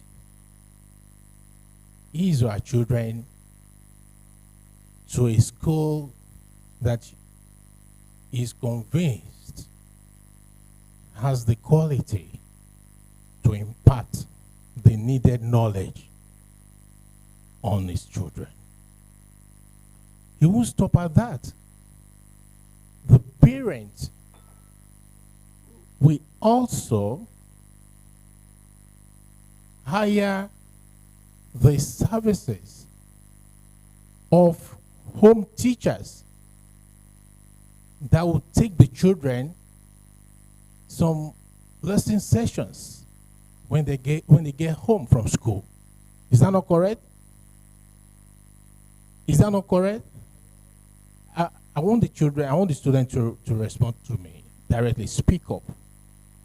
Is that not correct? That means that I want my children to come out with A's, 8 A's at one sitting. Right? That is the target. That is the target. That has always been the target. But there is a critical aspect of learning that the parents often neglect and is impacting negatively on the children. Even the schools are not performing better. And that is talking about emotional intelligence skills. How many of our schools offers classes on emotional intelligence? And when we talk about emotional intelligence, okay, before I go to that, my complaint creative team is second term of SS2 students. We target them that from the beginning of second term till the end of second term, our facilitator, we have sessions with the student, SS2 students, and run that program for them. It was disheartening that majority of the schools our client service team targeted did not partake in it. And it will shock us to know that that was a particular school whose management took the offer, and our team ran that particular program for the SS2 students in that school throughout their second term. And would you want to know where the school is located? It's located in Mushin, Olosha, right in the heart of Akala. Sincerely, the name of the school is Proteus Secondary School.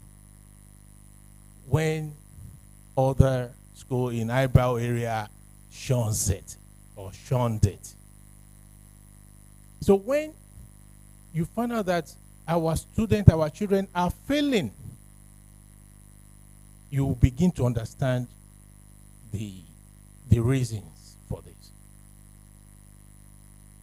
Students, the emotional intelligence skills that you need to know is very vital for you to be successful in life. Okay? How many minds do we have? How many minds? How many minds? Yeah, you want to talk to me? Okay, how many minds do we have, students? Sorry, hello? Yes. How many minds? Speak up with confidence. Where are people going to? Please. Pardon? We are having this is one of the critical sessions. And this house is being divided. Okay.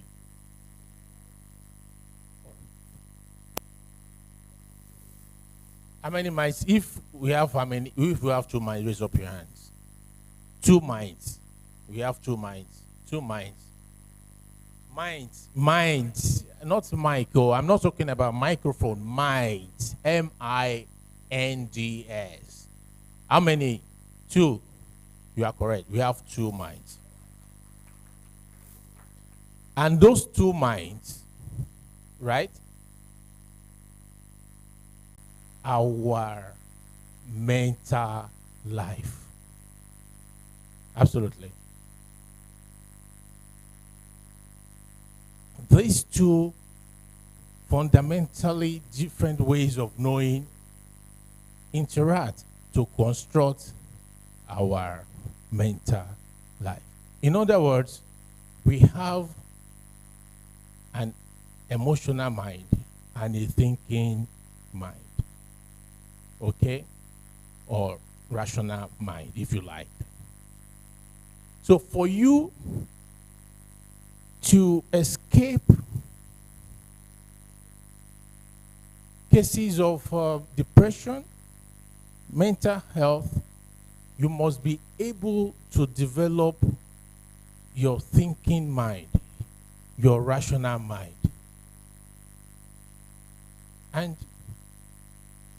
how do you do that? You learn it. And your current curriculum doesn't have it. That is why I was expecting I'll have the convener seated here. It's something that our organization can collaborate with her to run. The principal of the correctional center made the point that they've had enough of motivational speakers. They've had enough of preachers. Of course, motivational speaking cannot get the best out of you, cannot make you to be emotionally intelligent.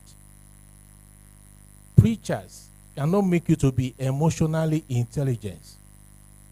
It is a skill that you have to build and to be able to do well in life. The hallmark of emotional intelligence has to do with our brain. It has to do with our brain. That is the fundamentals of emotional intelligence. It has to do with our brains. As human beings, we were created to be emotional as human beings. By default, we are expected to be emotional because that is how our brain was created by God. Okay? So for you to do good, for you to escape being raped, for you to always make the grades, and when you graduated from school, from higher institution, for you to get a good job and remain in it, you must be emotionally intelligent.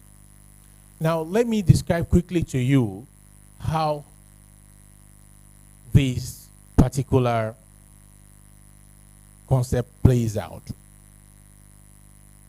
How many senses do we have, students? How many senses do we have? 5 senses. One. Please raise up your hand. Just what do you say? Smell, touch, feel, taste. Very good. We are very intelligent students. Clap for yourself. Clap for yourself. And now, this senses enters our system through where? It enters our body through where? For us to feel that, for you to feel me like this, that I touches you, you know, how does it enter you? What interprets that to you? Yes, your brain. Okay, your brain tells you that I touches you. Okay, very good. It turns out through where? No. It gets to your, something transmitted to your brain now. What's it? Your spinal cord, your nervous system. It is through your nervous system that your brain was able to transmit to you that I touched you. Is it not? Yeah, it gets into your nervous system. Now, all the information that gets into your nervous system first stop at a point.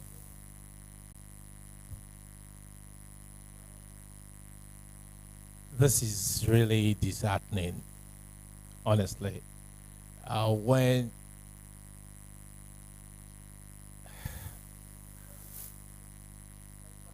all right, well, the information that gets into you stops at the center of your brain, called the limbic system, where emotion resides. Okay, so now majority of us human beings, right? The information stops there and we react from there. That's why we often react wrongly. And at the end of the day, we'll be apologizing that I'm sorry. Because, why? Why is this so? That the information that gets into you stops in the middle of your brain where emotion resides. And at the end of the day, you'll be apologizing. I'm sorry. You slap someone and you say, I'm sorry. If I known, I wouldn't have done that. So why we always feel that way? Those who are emotionally unintelligent, which comprises majority of us, even students, why do you always feel that way? Who can tell me? Okay. The reason is that before you can make a rational decision, ever, that information that gets into you to react instantaneously, right, that makes you to go foul of some rules and regulations, right, must first travel to the frontal part of your brain, called neocortex, and that is where rational thinking takes place. The frontal part of your brain is where rational thinking takes place. If she's emotionally intelligent enough, she would have rejected that particular attraction, to getting involved in such act. That's why we are saying, children, that you need to build your skills of emotional intelligence before you can take a decision that will bring positive results at every point in time, including adults. Majority of us, we are fond of saying sorry. If you are emotionally intelligent, you never ever say sorry, because before you take that action, the skills of emotional intelligence, right, would allow you to look at the pros and cons, the benefits, the disadvantages, right, of that action that you want to take. That if, as this guy is provoking me now, for instance, and I hit at him, he drops and dies, well, that will be a problem for that person. It is only someone that is emotionally intelligent that will do that. That will do a quick analysis on the spot, at the snap of the finger. It doesn't come easy until you build that skill. It's embedded in us. It's not born, it's learned. Because we're born to be 100% emotional. So now the issue now is that, how do you learn it? It's unfortunate rather that the class is empty. But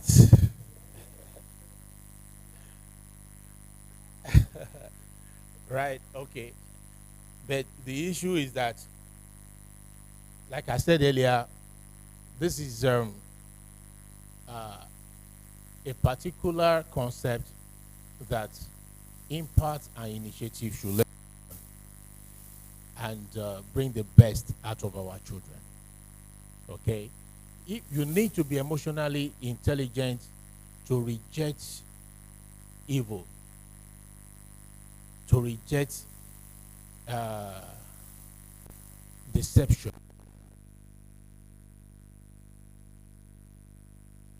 To be able to know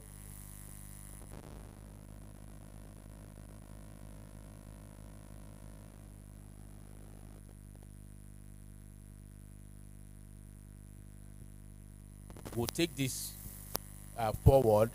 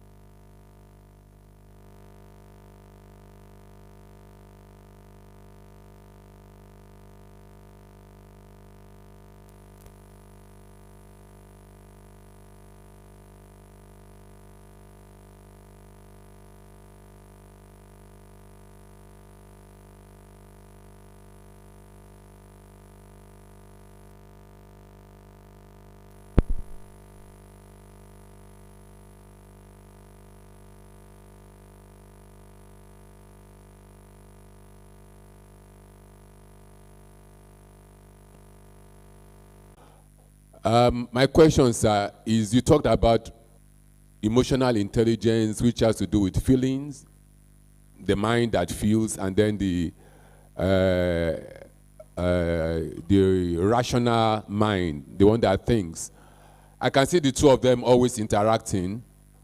I mean, you can't really separate your thinking faculty from your feeling faculty. But I want to ask, which one tends more towards, in situation that warrant it, the one that tends more towards making somebody go into depression? Thank you.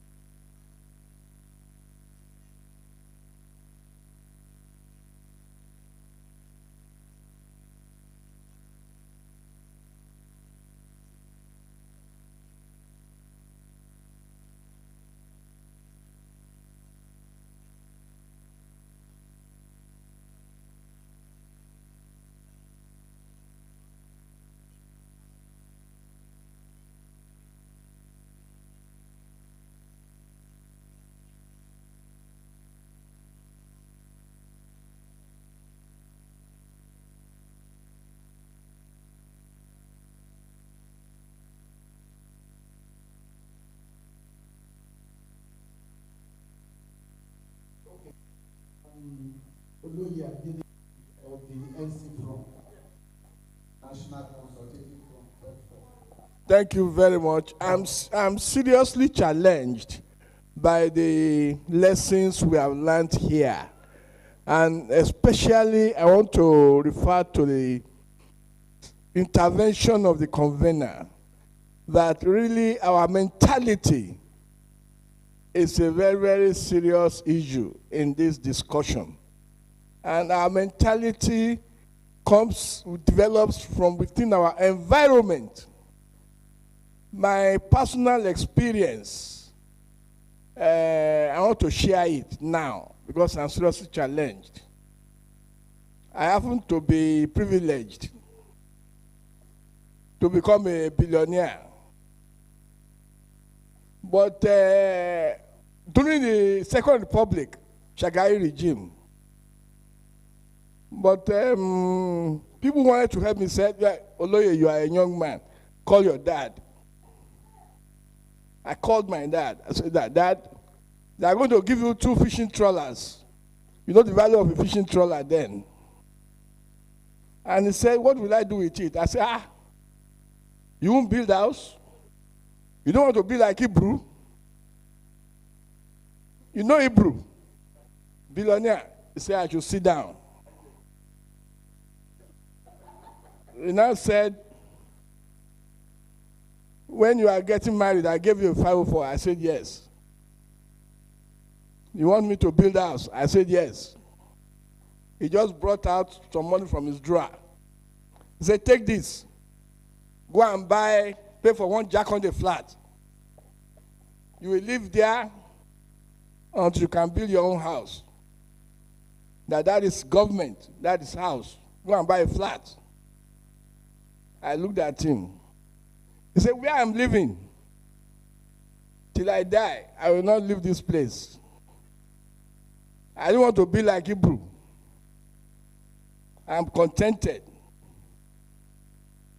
I was surprised that, look, opportunities to be a billionaire like your employer, you say no. Okay? I was devastated. I left him. But that very incident changed my life. Seriously. Because I realized that there is nothing in owning the whole building or this whole. This is business. If you own this place, it's purely for business.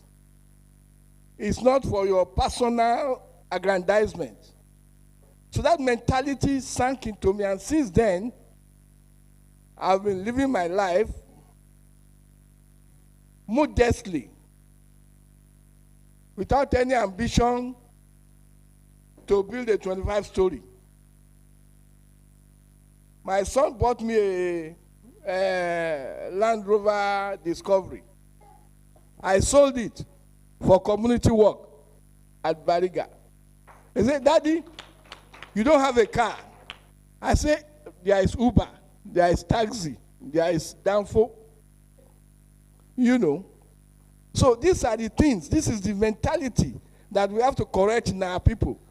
It's not compulsory that everybody must own a Jeep or own multi-story buildings for us to be human beings. As a human being, we should be contented and be humble in life. Thank you very much. Thank you very much. We are not going to, because the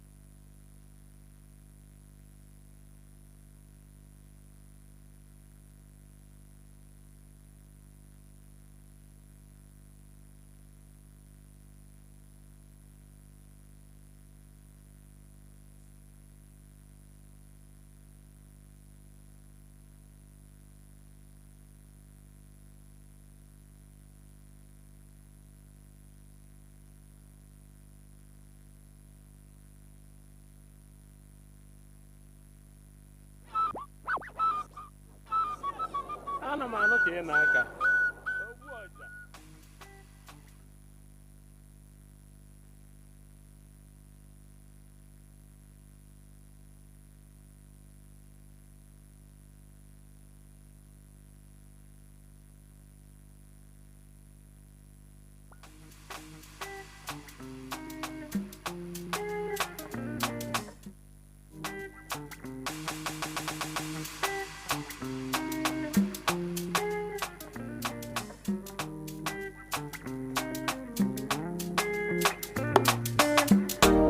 Obozi gịnị ka na-achọnụ ịma na Chukwu agọzi gomo onye nụ m ihu.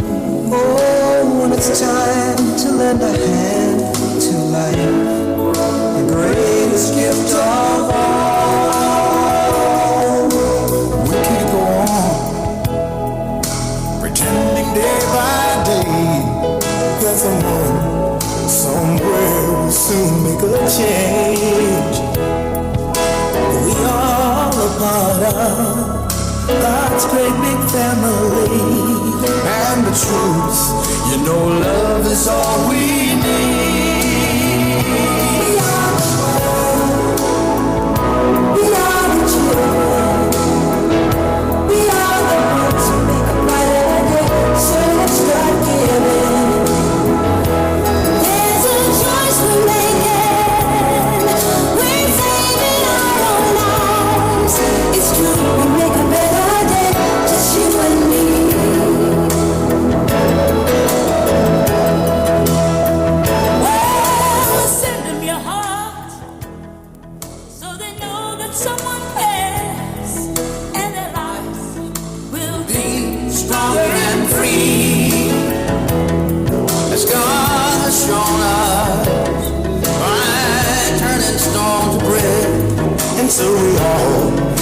Let